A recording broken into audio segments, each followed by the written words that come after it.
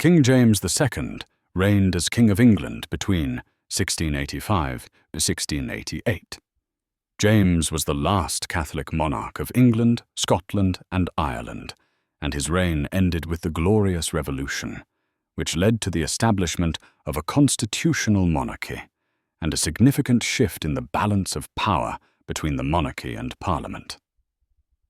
James's reign is remembered primarily for the religious tensions and political crises it provoked, leading to his eventual deposition and exile. James was born on October 14, 1633, as the second son of King Charles I and Henrietta Maria of France.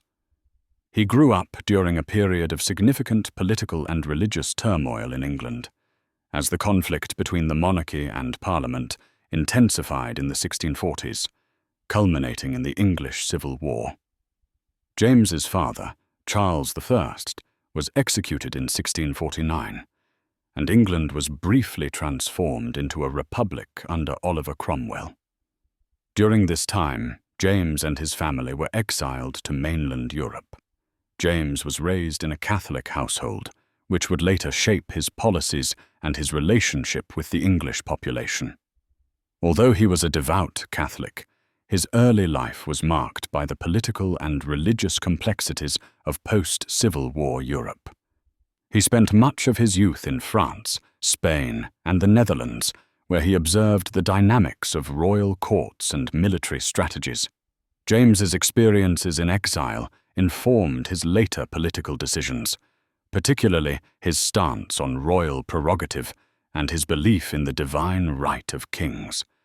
In 1660, following the death of Oliver Cromwell and the collapse of the Commonwealth, the monarchy was restored under Charles II. James returned to England and was appointed to various military and administrative posts.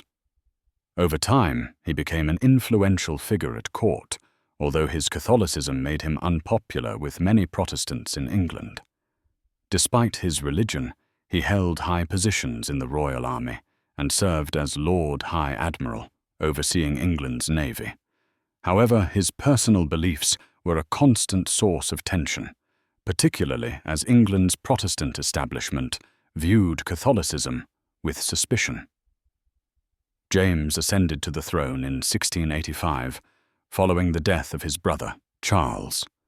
Charles's death was unexpected, and although there had been rumors about his declining health, his passing was still a shock to the nation. As the next in line, James was crowned King of England, Scotland, and Ireland at Westminster Abbey on April 23, 1685. His accession was a turning point for the Stuart dynasty, as it marked the first time in over a century that a Catholic monarch had taken the throne in a Protestant nation. James's accession was controversial for several reasons. First, his Catholicism alarmed many of his subjects, particularly in England, where Protestantism had been firmly established after the Reformation. Although James had been publicly tolerant of Protestants during his brother's reign, his personal faith was viewed with deep suspicion. His commitment to Catholicism would soon become a defining feature of his reign and contribute to the growing tensions between the monarchy and Parliament. Second, James's accession occurred in a political climate that was already unstable. In the years leading up to his coronation, the English government had become increasingly divided between the Whigs, who favoured constitutional reform and a limited monarchy, and the Tories, who supported the traditional royal prerogative. James, a staunch believer in the divine right of kings, was committed to expanding royal authority, which brought him into direct conflict with Parliament.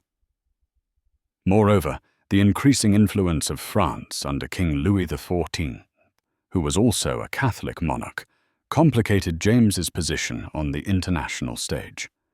One of the most defining aspects of James's reign was his approach to religion. As a devout Catholic, James believed that his role as king was divinely ordained, and he sought to promote Catholicism in England. This stance was deeply unpopular in a country that had been shaped by Protestantism for over a century. James's reign is often remembered for the religious tension that it generated, culminating in the Popish plot and the Glorious Revolution. James's religious policies were marked by his desire to grant greater rights and privileges to Catholics who had been systematically excluded from many aspects of public life under the laws of the English Reformation. Early in his reign, James issued a Declaration of Indulgence in 1687, which sought to grant religious freedom to Catholics and non-Anglican Protestants. The declaration was part of James's broader policy to tolerate and even encourage Catholicism in England, as he believed that his reign would be best served by religious unity.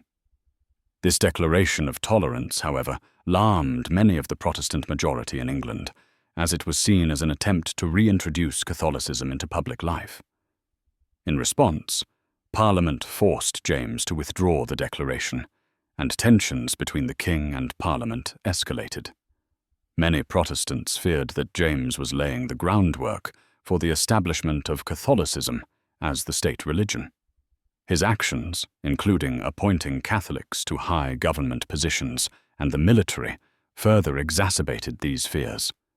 James's policies alienated key political factions, particularly the Whigs, who viewed his pro-Catholic stance as a direct challenge to their political and religious interests. The political climate became increasingly polarized, with many Whigs and Tories advocating for constitutional limits on the monarchy to prevent the establishment of an absolute Catholic monarchy. James's actions set the stage for the political crisis that would ultimately lead to his downfall. In 1688, James's religious policies, combined with growing fears of his Catholicism, led to a series of events that culminated in the Glorious Revolution. A key moment in this process was the birth of James's son, James Francis Edward Stuart, on June 10, 1688. James had no male heir at the time of his accession, and his only surviving child was his daughter Mary, who had been raised as a Protestant. Mary was married to William of Orange, the Protestant ruler of the Netherlands, and the birth of James II's son created the possibility of a Catholic dynasty in England. This event alarmed many in England, particularly the Protestant elite, who feared that a Catholic succession would lead to the re-establishment of Catholicism as the state religion. A group of Protestant nobles, led by William of Orange, began to conspire to remove James from the throne. William, who was also the nephew and son-in-law of James, was seen as a defender of Protestantism in Europe and a potential alternative to the Catholic James. In response to the growing discontent, a group of Whig and Tory leaders sent William a letter of invitation, asking him to come to England with an army to restore Protestantism and secure the throne for himself. William's invasion of England, known as the Glorious Revolution, was swift and largely bloodless. As William's forces landed in England in November 1688, James's support quickly evaporated. James's attempts to raise an army to resist the invasion were unsuccessful, and he was forced to flee London. On December 11, 1688, James II abdicated the throne in favor of William and Mary, his daughter. The Glorious Revolution of 1688 marked the end of James's reign and the beginning of a new political era in England.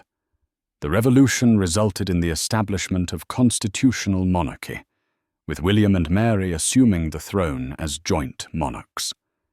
The revolution also led to the passage of the Bill of Rights in 1689, which significantly curtailed the powers of the monarchy and laid the foundations for the modern British parliamentary system. James's deposition was a defining moment in British history. It marked the final rejection of absolute monarchy and the triumph of parliamentary sovereignty. James was exiled to France, where he spent the rest of his life under the protection of King Louis XIV. Despite attempts to reclaim the throne through the support of French forces, James never regained his power in England.